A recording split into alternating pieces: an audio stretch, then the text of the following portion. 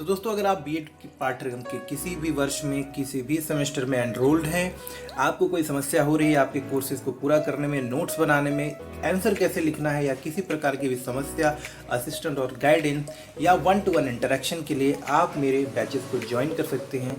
Batches join करने का simple और सरल तरीका है, आप मुझे व्हाट्सएप कर सकते हैं इस नंबर पे with your name and your year. आप किस सेमेस्टर में है इतना बताएं और बस लिखें I want to join premium courses. मैं आपको अपने प्रीमियम बैच में ज्वाइन कर दूंगा। नमस्कार दोस्तों, और स्वागत है आपका आपके अपने ही YouTube चैनल बीएड एग्ज़ाम पर। और उम्मीद कर रहा हूं दोस्तों कि एग्ज़ाम की सुगबुगाहट आप सबको महसूस होने लगी होगी और अब आप लोग जो है अपने अपने एग्ज़ाम को लेकर थोड़े सीरियसली जो है पढ़ाई भी कर रहे होंगे। तो इसी क्रम में जो दो इम्पॉर्टेंट क्वेश्चन जो समकालीन भारत से यानी कि कंटेम्प्रेरी इंडिया से बार बार पूछे जाते हैं वो मैं आप लोगों के साथ में यहाँ पर डिस्कस करने वाली। ये बहुत ही इंपॉर्टेंट और 100% बार बार पूछे जाने वाले प्रश्न हैं। आप चाहें तो इन प्रश्नों को आप प्रीवियस ईयर के क्वेश्चन को पलट कर एक बार देख सकते हैं कि महात्मा गांधी का शिक्षा दर्शन क्या है, इसके ऊपर एक प्रश्न मिलेगा, या फिर इसके ऑप्शन में आपको मिल सकता है कि श्री रविन्द्रनाथ टैगोर जी का, या फिर जो है आपको अगर इनका नहीं मिलता है तो स्वामी विवेकानंद जी का शैक्षिक दर्शन क्या है। इनमें से किसी एक का तो आपको मिल जाएगा। तो आपको करना क्या है कि 3 अगर आपको तैयार करने में हो रही है थोड़ी परेशानी तो आप इनमें से किसी 2 को तैयार कर लीजिए। तो जो भी पूछा जाएगा, जो बेहतर तरीके से आपको आए वो एग्जाम में लिख दीजिएगा। चलिए, मैं कोशिश करूंगा कि आपको ये बिल्कुल एक कहानी की तरह एक सिस्टमैटिक तरीके से बताने का प्रयास करूं। और यहाँ से आपको मैं एक चीज़ और बताना चाहूँगा कि हम अभी बेसिक शिक्षा के बारे में भी पढ़ने वाले हैं, जिससे आपको शॉर्ट आंसर टाइप क्वेश्चन भी देखने को मिलेंगे। यहाँ से प्रश्न सीटेट के लिए भी आपको मिलेंगे, यहाँ से यूपी टेट जैसे एग्जाम के लिए भी आपको इंपॉर्टेंट मेजर पॉइंट्स मिलने वाले हैं। तो वीडियो अगर अच्छा लगेगा दोस्तों देखने के बाद तो प्लीज़ लाइक जरूर करिएगा, क्योंकि इसमें आप थोड़ी कंजूसी कर रहे हैं आजकल। और अगर यूजफुल है, आपके दोस्तों को भी लगे कि आपको लगे कि ये आपके दोस्तों के लिए यूजफुल है, तो उनके साथ भी आप शेयर करिए। चलिए बात करते हैं। तो हम बात करेंगे यहाँ पर कि महात्मा गांधी का शिक्षा दर्शन। तो आप सबको पता है कि महात्मा गांधी जी का योगदान जो है भारत के स्वतंत्रता संग्राम में तो अद्वितीय है, इसीलिए हम इन्हें राष्ट्रपिता के नाम से भी संबोधित करते हैं। लेकिन शिक्षा के क्षेत्र में भी महात्मा गांधी जी का जो योगदान रहा है वो अतुलनीय है, और शायद उनका जो योगदान स्वतंत्रता आंदोलन में है वो इतना बड़ा हो जाता है कि शायद ये जो इनका योगदान है शिक्षा के क्षेत्र में, जो उनके विचार है और जो इन्होंने योगदान किए हैं, शायद हम उसके ऊपर कई बार ध्यान नहीं दे पाते। तो आइए इस वीडियो में हम कोशिश करते हैं कि महात्मा गांधी जी का जो शिक्षा के क्षेत्र में यानी कि शिक्षा को लेकर जो उनका दर्शन है, उनकी जो फिलॉसफी है, उसको यहाँ पर समझने की कोशिश करते हैं। तो ठीक है दोस्तों, इंपॉर्टेंट पॉइंट्स को आप नोट डाउन कर लीजिएगा, और आपकी सहूलियत के लिए मैं इसका पीडीएफ भी आपके साथ में शेयर कर देता हूँ। ये आप पीडीएफ डिस्क्रिप्शन से ले सकते हैं, और आप चाहें तो मुझे टेलीग्राम या व्हाट्सएप पे मैसेज करके भी ले सकते हैं। तो चलिए आगे वीडियो को स्टार्ट कर लेते हैं। तो दोस्तों, जैसा कि आप सबको पता है कि महात्मा गांधी जी का संपूर्ण जीवन जो है सत्य, अहिंसा और आपसी भाईचारे के इर्द गिर्द घूमता रहा। साथ ही साथ उन्होंने मनुष्य के जीवन को एक सरलतम रूप में जीने की एक जो अभिप्रेरणा होती है उसको भी लोगों के सामने रखी है। साथ ही साथ अपना संपूर्ण जीवन जो उन्होंने बिल्कुल सरल तरीके से आवश्यकता अनुसार ही वस्त्र धारण करके, आवश्यकता अनुसार ही भोजन धारण करके जो है अपना जीवन व्यतीत करके लोगों के समक्ष एक उदाहरण दिया, एक प्रमाण दिया कि आप जो चाहे तो सत्य अहिंसा के राह पर चलते हुए, सच बोलते हुए, और जो मामूली आवश्यकताएं होती हैं अब मनुष्य को जीवित रहने के लिए, उनके द्वारा भी जो है आप जीवन जी सकते हैं, और आप जो है काफ़ी जो है जीवन में सक्सेसफुल हो सकते हैं, यानी कि सफल हो सकते हैं। तो आइए पढ़ लेते हैं। महात्मा गांधी का जो शिक्षा दर्शन है मनुष्य के शरीर, मन तथा आत्मा का सर्वांगीण एवं सर्वोत्कृष्ट विकास करने से अभिप्रेरित है। यानी कि महात्मा गांधी जी का मानना है कि शिक्षा का परम उद्देश्य ये होना चाहिए कि वो व्यक्ति के मन, शरीर और आत्मा का सर्वांगीण विकास कर सके, उसको इस बात का बोध करा सके कि मनुष्य का अस्तित्व क्यों है, मनुष्य को क्यों इस धरती पर जो है उसका अवतार हुआ है, मनुष्य आखिर है तो उसकी क्या जिम्मेदारियां, समाज के प्रति उसके क्या काम होने चाहिए। महात्मा गांधी जी के अनुसार शिक्षा वह है जो बालक के शरीर, मन और आत्मा का विकास करें। ध्यान दीजिएगा कि महात्मा गांधी जी के अनुसार शिक्षा वो होती है जो किसी भी अधिगमकर्ता लर्नर के जो स्टूडेंट होता है या बालक होता है उसके मन, शरीर और आत्मा तीनों के विकास को विकास में सहायता करे। गांधी जी मनुष्य जीवन का जो है गांधी जी मनुष्य जीवन का अंतिम उद्देश्य मुक्ति को मानते हैं। तो गांधी जी के अनुसार जीवन का जो अंतिम उद्देश्य होना चाहिए वो मुक्ति होनी चाहिए, हर प्रकार की मोह माया दुख से मुक्ति होनी चाहिए। और मुक्ति से तात्पर्य है उनका शारीरिक, मानसिक, आर्थिक, राजनीतिक और आध्यात्मिक।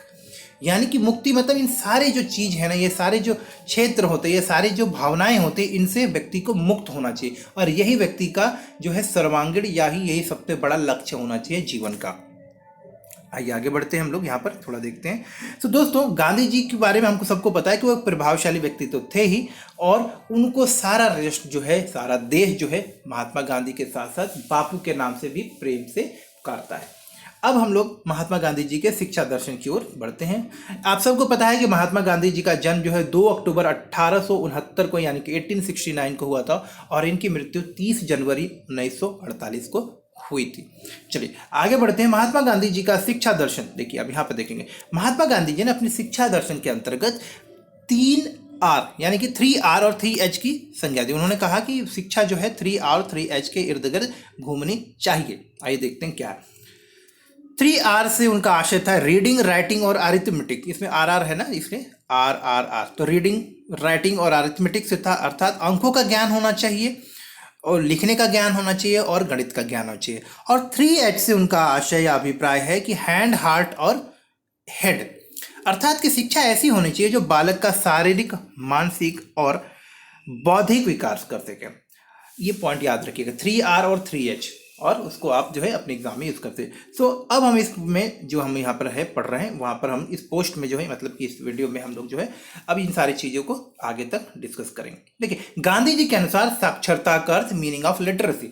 गांधी जी साक्षरता को शिक्षा नहीं मानते थे। उनके अनुसार साक्षरता ना तो शिक्षा का अंत है और ना ही शिक्षा का प्रारंभ है। देखिए इस शब्द को समझने की कोशिश करिएगा कि बहुत ही व्यापक और बहुत ही बड़ी बात इन्होंने कही।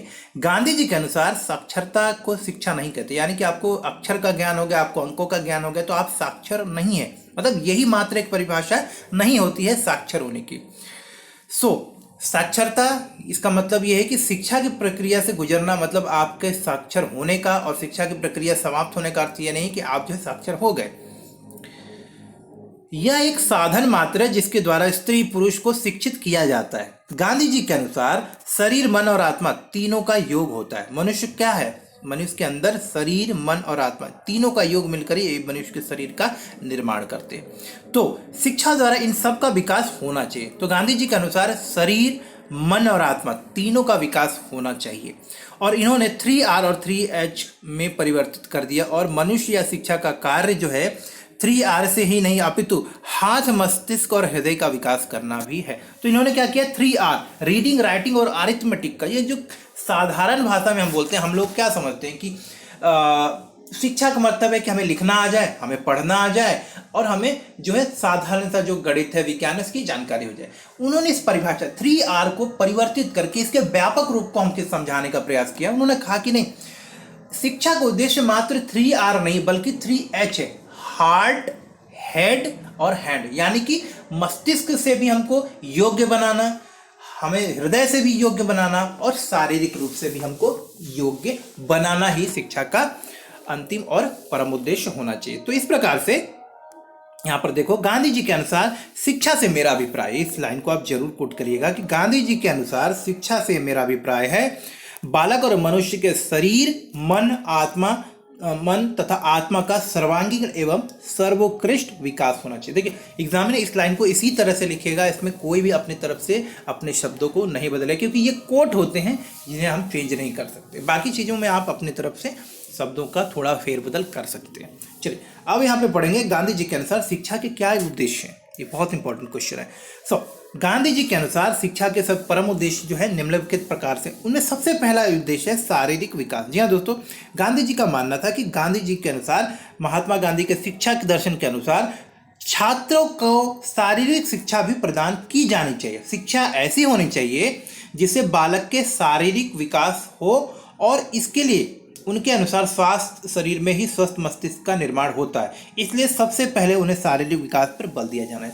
देखो गांधी जी का मानना था कि जब शरीर स्वस्थ होगा तभी एक शरीर में स्वस्थ मस्तिष्क का विकास होगा, इसलिए बच्चों की शारीरिक विकास से संबंधित शिक्षा पर जोर दिया जाना चाहिए। यानी शिक्षा के अंतर्गत शारीरिक विकास को महत्वपूर्ण स्थान दिया जाना चाहिए, शारीरिक विकास के ऊपर विशेष ध्यान देना चाहिए। इसके बाद मानसिक एवं बौद्धिक विकास। गांधी जी के अनुसार जिस प्रकार शारीरिक विकास के लिए शिशु को माँ दूध की आवश्यकता होती है, यानी शिशु को माँ के दूध की आवश्यकता होती है, ठीक उसी प्रकार से मानसिक विकास के लिए शिक्षा की भी आवश्यकता होती है।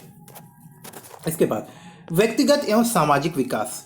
गांधी जी के अनुसार व्यक्ति, समाज और राष्ट्र के विकास पर बल देते हैं। गांधी जी जो है व्यक्ति, समाज और राष्ट्र के विकास पर बल देते हैं और कहते हैं कि सामाजिक विकास से तात्पर्य है मनुष्य को समाज में प्रेम और मानव मात्र की सेवा करने से ही आत्मिक विकास संभव है। तो गांधी जी के अनुसार शिक्षा ऐसी होनी चाहिए जो व्यक्ति को उसके व्यक्तित्व के विकास में सहायता करे, जो उसके सामाजिक विकास में सहायता करे और व्यक्ति को इस बात को समझने में सक्षम बनाए कि देखिए व्यक्ति का जो सामाजिक विकास है उसका अर्थ होता है कि मनुष्य ऐसा योगदान करे अपने समाज के लिए जिससे कि उसका तो विकास हो, समाज का तो विकास हो, साथ ही साथ जो दूसरे लोग हैं उनका भी विकास संभव हो सके, दूसरों की भी सेवा करना संभव हो सके। चलिए आगे बढ़ते हैं। सांस्कृतिक विकास। देखिए गांधी जी ने कहा कि हम शिक्षा के माध्यम से अपनी संस्कृति से परिचित होते हैं, अपने देश के बारे में, यहाँ की कला के बारे में, यहाँ के धर्म के बारे में, यहाँ के विचारों के बारे में, यहाँ ग्रंथों के बारे में जान पाते हैं। तो सांस्कृतिक विकास। गांधी जी आत्मिक विकास के लिए संस्कृति के ज्ञान की आवश्यकता पर विशेष बल देते थे और उनके अनुसार शिक्षा दर्शन में संस्कृति की अहम भूमिका होती है। तो गांधी जी का मानना था कि बच्चों को उनकी संस्कृति से जरूर परिचित कराया जाना चाहिए। समाज में व्याप्त जो मूल्य हैं, समाज में चल रहे जो धारणाएं हैं उनसे परिचित कराना चाहिए। हमें इस बात के लिए प्रेरित करना चाहिए बच्चों की कि वो अपनी जो है जो देश की धरोहर है, सांस्कृतिक धरोहर है, उस पर वो गर्व महसूस कर सके। नैतिक एवं चारित्रिक विकास। गांधी जी के अनुसार शिक्षा के माध्यम से बालक में हम सत्य, अहिंसा, ब्रह्मचर्य और स्वाद, यानी कि जिसमें कोई मतलब भेदभाव ना करना हो, और स्वाद का मतलब जिसकी हम मतलब किसी चीज़ के पीछे ना पड़ जाए, इस चीज़ को हम डिफाइन कर सकते हैं। और स्वाद का मतलब ऐसा ना हो कि यार ये अच्छा नहीं है, वो अच्छा नहीं है, इस तरह वाली चीज़ें नहीं। अपरिग्रह और निर्भरता आदि गुणों का विकास होना चाहिए। तो अच्छे अच्छे गुण जो सामाजिक और नैतिक गुण होते हैं उनका विकास करने योग्य होनी चाहिए। शिक्षा को क्या काम है कि वो नैतिक और चारित्रिक विकास में भी बच्चों की सहायता करे। चलिए आगे बढ़ते हैं। इसके अलावा व्यावसायिक विकास। महात्मा गांधी जी का आशय था कि शिक्षा का एक परम उद्देश्य यह भी होना चाहिए कि बच्चे के आर्थिक विकास को भी वो संभव बनाए। तो गांधी जी के अनुसार आर्थिक विकास अभाव की मुक्ति के लिए व्यावसायिक शिक्षा पर बल देते थे और मनुष्य को आत्मनिर्भर बनाना चाहते, इसलिए वह हस्तकला और उद्योग पर बल देते थे। देखिए गांधी जी जो है व्यावसायिक शिक्षा के परम समर्थक है। उनका अनुसार, जो महात्मा गांधी जी के अनुसार, शिक्षा का एक उद्देश्य यह भी होना चाहिए कि व्यक्ति को व्यावसायिक रूप से सक्षम बनाए, उसके अंदर ऐसे गुण या ऐसे कौशल हों, उनको हस्तकला या उद्योगों के संबंधित जो गुण और कौशल होते हैं उससे उनको परिपूर्ण किया जाए, जिससे कि वो आत्मनिर्भर बन सकें, अपनी आजीविका कमा सकें और अपना और अपने संपूर्ण परिवार का देखभाल कर सकें, जिससे कि वो आर्थिक और मानसिक रूप से संतुष्ट रहेंगे और साथ ही साथ उससे उनका जो व्यवहार रहेगा वो भी समाज और राष्ट्र के लिए जो है योगदान पूर्ण रहेगा। आध्यात्मिक विकास। गांधी जी मनुष्य के जीवन का अंतिम उद्देश्य मुक्ति, आत्मानुभूति व आत्मबोध को मानते हैं। गांधी जी ने ज्ञान, कर्म, भक्ति और योग पर समान बल देते हुए यह कहा कि अहिंसा और सत्याग्रह को मूर्त रूप प्रदान करना चाहिए। आगे बढ़ते हैं। पाठ्यक्रम। देखिए गांधी जी के अनुसार पाठ्यक्रम कैसा होना चाहिए? बेसिक शिक्षा यानी 1 से लेकर 8 तक में जो क्लासेस चले हैं उसमें हस्तकला, उद्योग संबंधित ज्ञान को प्रमुख स्थान दिया जाना चाहिए। साथ ही साथ शिक्षा जो दी जाए, जो प्रारंभिक शिक्षा होती है वो मातृभाषा में होनी चाहिए। व्यवहारिक गणित सीखने में बच्चों को जोर देना चाहिए। उन्हें सामाजिक विज्ञान जैसे विषय, सामान्य विज्ञान जैसे विषय, संगीत, चित्रकला, स्वास्थ्य विज्ञान और आचरण की शिक्षा पर भी विशेष बल दिया जाना चाहिए। ये सारी चीज़ें जो है पाठ्यक्रम का महत्वपूर्ण हिस्सा, महत्वपूर्ण अंग होनी चाहिए। अब आइए देखते हैं शिक्षण विधियां महात्मा गांधी जी के अनुसार। देखिए महात्मा गांधी जी ने शिक्षण के विभिन्न विधियों की चर्चा की है, इसमें से प्रमुख है अनुकरण विधि। तो महात्मा गांधी जी के अनुसार बालक में अनुकरण द्वारा सीखता है। बालक जो है आरंभ में क्या होता है, अनुकरण, यानी कि किसी को देखकर उसका अभ्यास करता है, उसकी नकल करता है। तो गांधी जी के अनुसार बालक प्रारंभ में अनुकरण द्वारा सीखता है, तो उसके शरीर, मन और मस्तिष्क का विकास अध्यापक को अनुकरण द्वारा ही कराना चाहिए। तो आरंभ में गांधी जी ने कहा कि अनुकरण विधि जो है एक बहुत ही अच्छा तरीका है शिक्षित करने का, जिसमें कि बच्चे को जब आरंभिक शिक्षा दी जा रही हो तो शिक्षक को प्रयास करना चाहिए कि वो सही आचरण करे, जिसका कि अनुकरण करके, जिसकी कि नकल करके बच्चे भी जो अपना शारीरिक, मानसिक और जो है आध्यात्मिक विकास कर सकें, जो है शैक्षिक विकास कर सकें। दूसरा, क्रिया विधि। गांधी जी का मानना था कि गांधी जी कहते थे कि हस्तकला और चित्रकारी आदि जैसे, या जो है इस तरह के गुण या कौशल जो कि आपको किसी कार्य में निपुण बनाते हैं, ऐसी जो है हस्तकला या चीज़ें सीखनी चाहिए, और इन चीज़ों को करके सीखना चाहिए। करके सीखने से उस चीज़ को हम बेहतर तरीके से सीखते हैं। उसके अलावा मौखिक विधि। गांधी जी व्याख्यान कौशल को वाद विवाद के रूप में स्वीकार करते थे। तो गांधी जी के अनुसार शिक्षा की प्रक्रिया के दौरान मौखिक वाद विवाद यानी मौखिक शिक्षण के ऊपर विशेष ध्यान देना चाहिए, क्योंकि मौखिक विधि से जब शिक्षण किया जाता है तो बच्चों के अंदर जो है वाक् पटुता, अच्छा संप्रेषण कौशल यानी कि अच्छे वक्ता बनते हैं, और साथ ही साथ अपने विचारों को सही तरीके से, सरल तरीके से एक दूसरे के साथ में जो है साझा करने की जो कौशल होता है वो भी बच्चे सीखते हैं। इसके अलावा एक और महत्वपूर्ण तरीका जिसको हम गांधी जी इसके पक्षधर थे, वो है श्रवण मनन निधिध्यासन। तो श्रवण मनन के दौरान भी जो शिक्षण किया जाना चाहिए। गांधी जी इस विधि को सर्वोत्तम विधि के रूप में स्वीकार करते थे।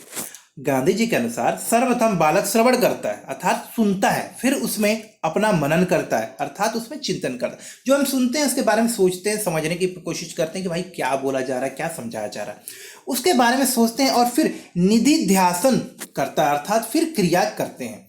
यह विधि सर्वोत्तम है और मन, शरीर और मस्तिष्क के विकास के लिए अति उत्तम तरीका है। तो ये 4 विधियां भी जो है इन्होंने बताई है। अब देखते हैं बेसिक एजुकेशन। तो ध्यान रखिएगा, यहाँ से आपको क्वेश्चन जरूर देखने को मिलेगा, तो क्योंकि ये एक इंपॉर्टेंट टॉपिक है, तो इसको मैं नेक्स्ट वीडियो में आपको साथ साइमल्टेनियसली आप देखिएगा एक साथ इसको।